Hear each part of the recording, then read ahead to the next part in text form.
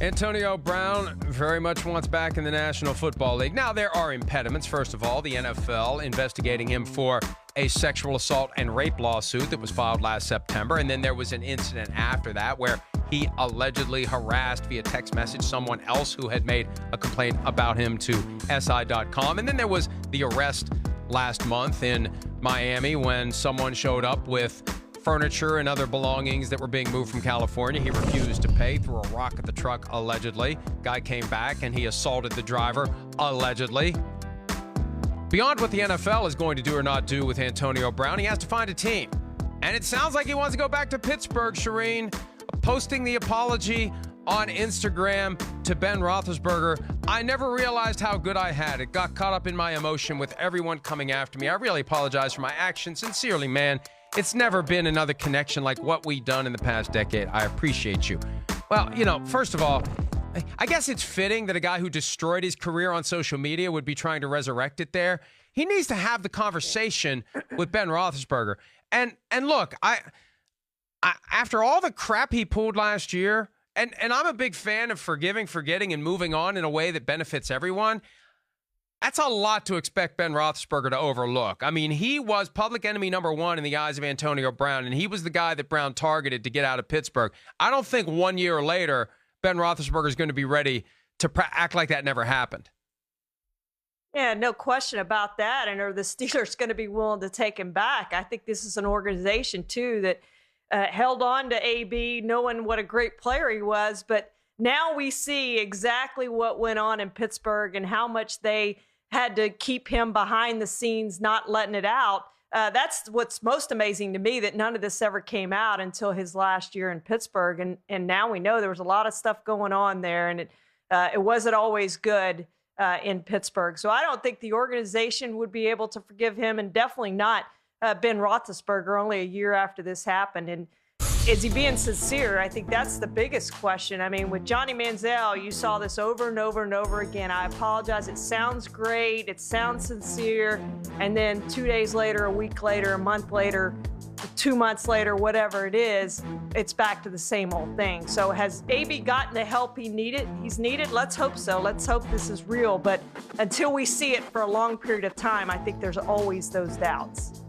Yeah, what it is with Antonio Brown is he apologizes and then he assumes that's going to fix everything. And when it doesn't, he eventually gets frustrated and says or does something that requires another future apology. And that's been the cycle. And look, once it all blew up last year, it became obvious there were a lot of things that happened behind the scenes in Pittsburgh with Antonio Brown that we didn't know about. And we found out about some of them.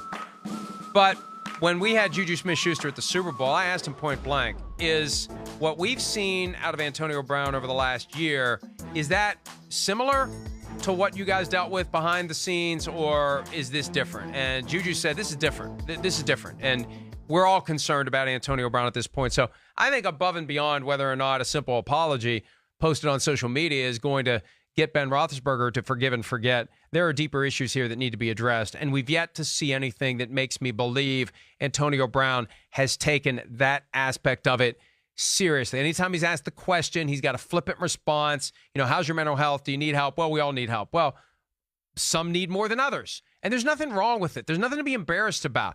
Look, something's happened to this guy over the course of the last few years.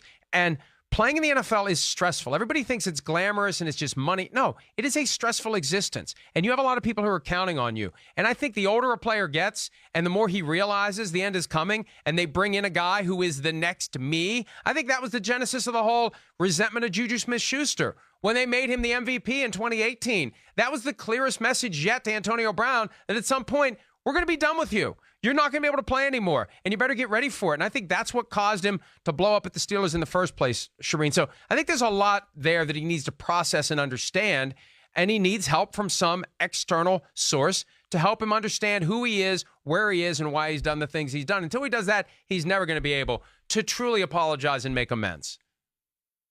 I think this is one of the greatest receivers in the NFL over the last however many years we want to talk about, however long he's been in the league. And it's going to be very sad if he never plays again. And I'm one who thinks he's never going to play again in the NFL. And if he doesn't, it's going to be one of the most wasted careers we've ever seen because he won't go into the Hall of Fame. And I do think he has Hall of Fame talent.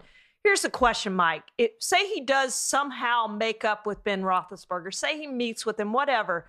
And Ben Roethlisberger goes to the Steelers and says, I want this guy back. We've made up. If you're the Steelers, do you bring him back?